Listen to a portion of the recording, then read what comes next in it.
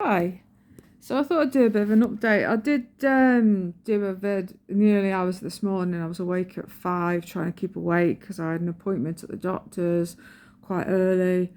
Um, and I was just so tired. I just couldn't focus on what I was trying to say. So it well, I don't know. It just didn't happen really. Um, yeah.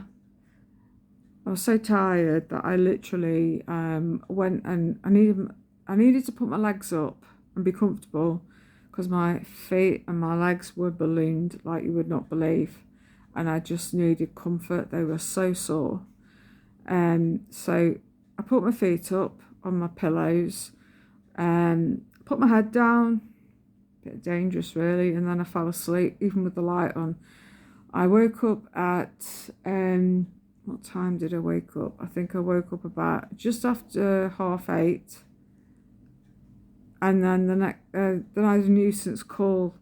One of these on about bloody solar panels and onto your roof, and I'm like, well, it don't work for me. I'm in a flat. So yeah, there was that, and then I nodded back off again, and yeah, I woke up at like nearly 10 o'clock. I was like, shit, I've got to be at the nurses for like half past 10. And it takes 5 minutes for me to put my chair in the back of the car. So I've had a bit of a sleep, and I'm no better for talking now. So I went and had my appointment and my every 3-month injections I have to have for my fibro. But anyway, yesterday, I'll go back a little bit further actually. Last week, I phoned up our housing because the OT was like just not replying to my messages, and then any emails that I sent her, she just replied with what she wanted to reply. She didn't reply to all the points. I wanted her to come out and look at everything that was going on. She didn't want to know basically, and she told me that she's not coming out. I wanted her to see the work. I thought, well, she's supposedly in charge of this whole grant thing and what's delegated to where and all the rest of it. And I'd have thought she'd have wanted to see what this company, Broad Oak, that came out to do a lot of the work, how shit they actually are. But she wants to bury her head in the sand and pretend all is tickety-boo.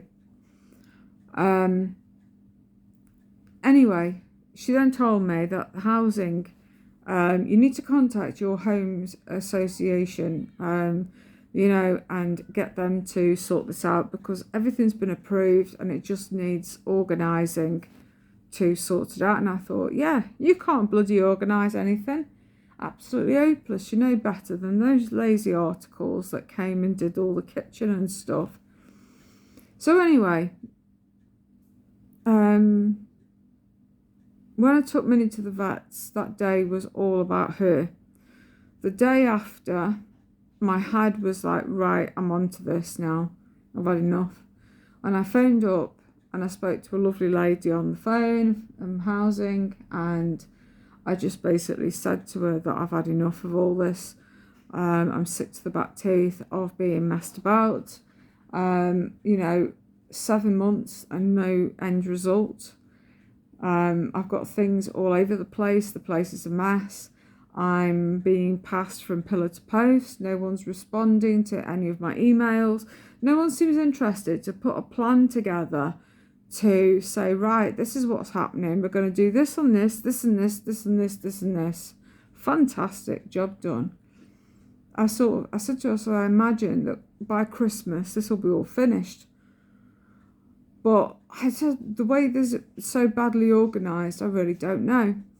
So anyway, the lady put me on hold and she made a big list of all these points and she spoke to whoever.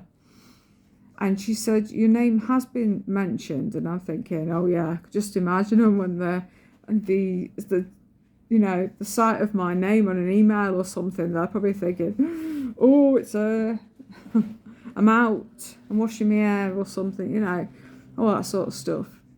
I'm not here, And I thought, do you know what? I'm sick of it. But yeah, she said that your name's been mentioned, the address is being mentioned. I mean, I literally have been on several things. All sorts of complaints things to do with the housing association that I'm with. I put a complaint in about the how poorly organised the whole adaptions thing is. I've been on the Facebook Messenger thing. I've written on there. I've written on comments of their Facebook page, group, whatever it is. I've put, comments all over the place about the adaptions and how long it's taking. And, if these come to go and do your adaptions, this particular company called Broadout Run, basically, don't let them in because they'll make a mess of it. Yeah, so funny. But anyway, jokes aside, my complaints were being listened to. And anyway, she said, someone will be in touch with you in the next 2 weeks. And I thought, in which 2 weeks, of which month, of which year? It's getting to that stage now where I've just had enough.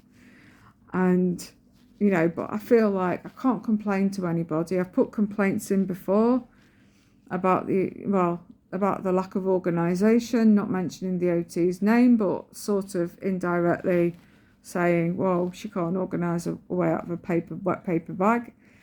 I've mentioned the building company that has been dealing with the adaptions so far, the kitchen and doorways widening throughout the flat and the electrics. And I said how shit they were. I actually started to contact the new MP, I thought, anything, I'll take anything. Any help I can get. This was before she got in. And I thought, well, whilst they're being elected, and I was like, this Labour MP. I sent her an email and I said, so, what are you doing for the disabled people of Stafford? Come on, what are you doing?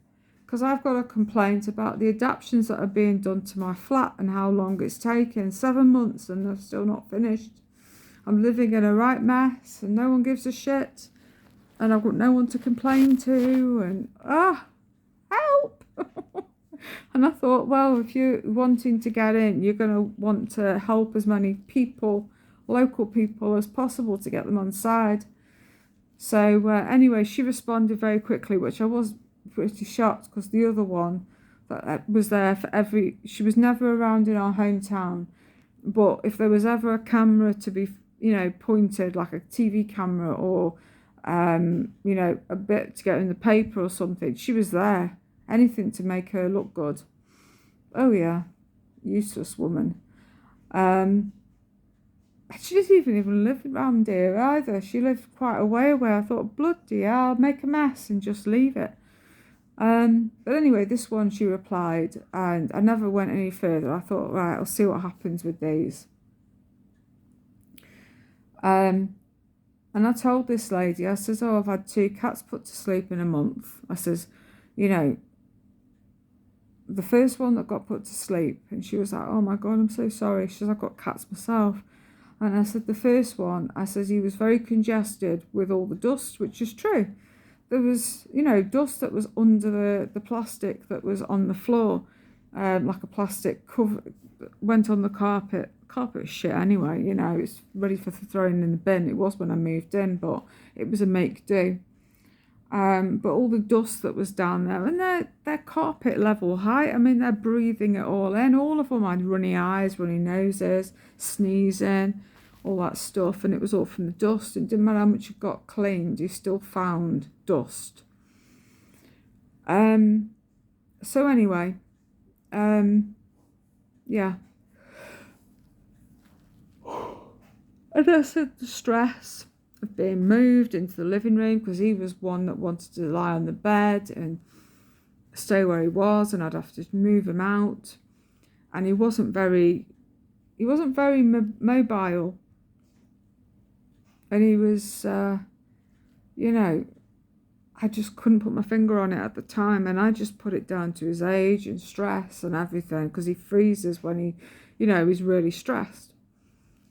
And I said that, I said, then he had fluid on the heart, and he just literally went into distress and just shut down very quickly, and I had to get him rushed to the vets to literally be put to sleep because he couldn't breathe. 4 weeks later, I said I'm having to put another one to sleep because of all the stress, and the stress brought on by the other cats, and the fact that, you know, she's been so distressed by all the building work, being kept in the same room all together. They've bullied her, all the rest of it. And, you know, she was suffering badly. She was having water infections, kidney issues, potentially diabetes, all through stress. And anyhow, it got passed on. I'm getting to the point now. And then, oh dear, I got told before I hung up, someone will call you within 2 weeks. And I was like, okay, fine. Not expecting miracles, so I'll be put to the back of the pile yet again. Anyway, yesterday I had a phone call, and it was to do with the front door of my flat. I'm having a self-opening door put on, where instead of using a key to turn, I use a button and it opens it, and I just go in with my chair, and that's it. And then the door closes. It'll be like open sesame, all the rest of it. Yeah, and it'll be fabulous. And then the same for coming out. And then if anybody buzzes the door, I've got like an intercom thing. I'll be able to see who's outside the door, and I'll be able to let them in. It'll be magic. And I'll be able to touch a button, and the door will open and they can come in. So yeah, there's that side of things, and I'm like, this is cool. Anyhow, the intercom guys, they said, we're going to come and sort that out. So that's fantastic. So they're coming tomorrow. They wanted to come today, but I said, I've got an appointment. Oh, yeah, excuse me. I said, I've got an appointment, and I can't move it because it has to be done at a set time of date, exactly from the date of the last one. Otherwise it messes it up. And they were like, no problem, we'll come tomorrow, or what other days suit you? And I was like, any day, just not that one. So tomorrow they're coming, and then they're back again Thursday to finish off, which will be quite exciting. And then that'll be that. I know I got told that when a letter gets pushed through the letterbox, it can trigger the self-opening bit. So I know she said that if you want a letterbox on the wall, we'll put you on. And I'm thinking that would be a bloody good idea, to be honest, because if I don't want the door just randomly opening, so that would be great for me.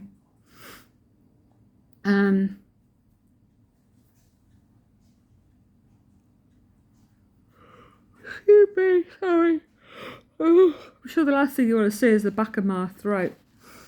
So yeah, anyway, so that's the state of play for that. Then I had a text alert to say, oh no, I had the chap phone up from the housing, and he was like apologetic over how messy it's been and stressful and all the rest of it. Apologies on the delay. Everything is being dealt with. I'm going to get phone calls here, there, and everywhere. My phone is going to spring into action. Everybody's going to be phoning me. The kitchen's going to be sorted out. The side lowered, the taps sorted out, the door sorted out. Fabulous. Then I am going to have the bathroom is sorted out.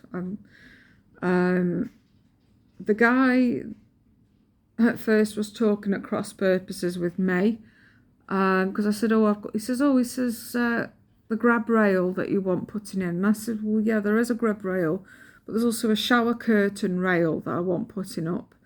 And he says, well, you had someone come out last week. And I said, yeah. I said, but the shower rail that's in is one that goes straight across. I want an L-shaped one that I bought myself from B&Q. I asked the guy if he'd put it up, and he wouldn't do it.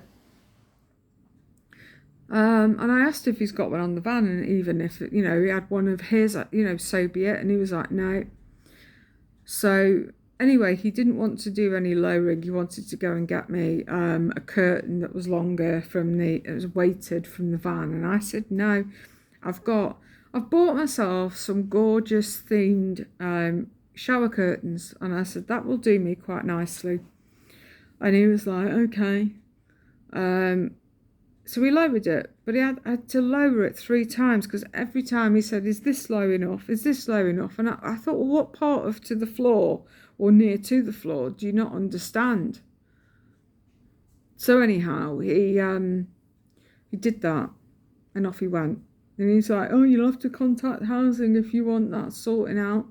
And I says, I will. And I did mention it when I was over on the phone the last time. But anyway, this guy that phoned up, Liam his name is, he says, he thought I meant that I wanted a shower curtain putting on. And I was like, no, a shower curtain rail. So we were talking at cross purposes on the phone, because I said, I'd rather sort of show somebody what needs doing rather than all this over the phone malarkey and things getting lost in translation. But yeah. And then he says, I don't see why not. He should be able to put it up. So he's made a list. And I had a text alert then to say that someone's coming out on Monday to come and do whatever job. And I thought, well, I don't know what the job is. And then I asked him, and he said it's over the bathroom and the grab rail and the shower rail. So that's what I'm having done. The sink I'm waiting on. I don't know what's happening with that. Maybe it's a different handyman's got to do that. So that's that. But I'm like, flipping heck. I just want things sorted, you know. It's driving me crazy. I'm having, the living room doorway's being widened. There's a team that's going to phone me to sort a date out for that. The kitchen's being finished off. The bathroom's being finished off. Then the flooring will go down. And then someone will come round and do whatever needs sorting out. Oh, and the intercom guys have got to come out to do with my buzzer for the very front door, outside door, the communal doors, to let people in, to box things in. So anyway, it's all being done. So by the end of August, this will all be complete, and then I can just get on with getting things straight and doing what I can. At the minute, my main priority is going to be sorting out Elsa cat, and then Gizmo's going to go for a checkup. But I just need Elsa looking at, because I'm concerned, because she does a bit of sometimes head jerking, and sometimes she'll do this really funny, like as if she's struggling to breathe kind of thing. And I sort of wonder whether she's got heart issues like Alfie had. You know, because he used to make those sorts of noises, and I sort of wonder, is it like a hereditary thing that they've got? I don't know, because originally they were in a litter of 3, and the first one died before I had the 2. So yeah, we'll see. But yeah, and then I want to sort things out. Once I've got the bathroom done, I just want to get the bathroom because it's a fairly simple-ish job. I'm trying to sort of do things on a bit of a shoestring budget. You know, I've got ideas of what I want, and I've seen things online. It's just waiting for the money to go in. And then I'll sort the towels out for it as and when I can afford it. And that's it then. Done. So excited, you know.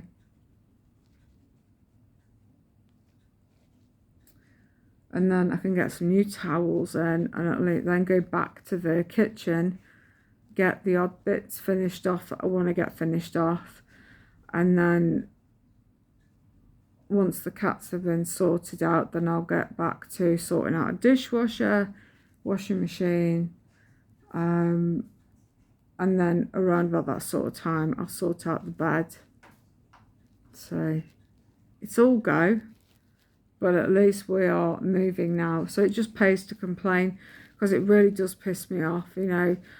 I'm sick of it. When you're disabled, you spend all of your life fighting for people, you know, for you, whether it's an appointment, whether it's a diagnosis, whether it's over medication, whether it's over a PIP form to sort things out for benefits.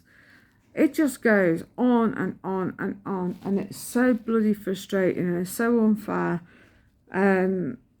You know, I'm sick of it, absolutely sick to the back teeth of it. And now it's to the stage of where, yeah, we're at this stage now with the adaptions, and I'm still having to fight for things.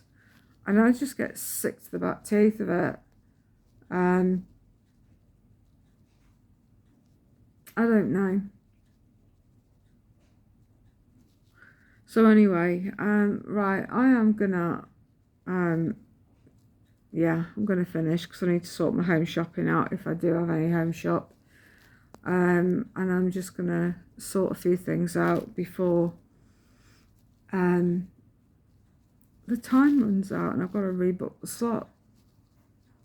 So anyway, I'm gonna love and leave. Thanks for watching, and I'll catch you later. Bye. But at least I got my adaptions hopefully sorted out soon. I can't bloody wait. Yeah, I did imagine sort of Christmas and still being stuck in this state of nothing. But yeah, good news. At least it's on the. We're on that final hurdle, or are we? Watch this space. Right, catch you later. Bye.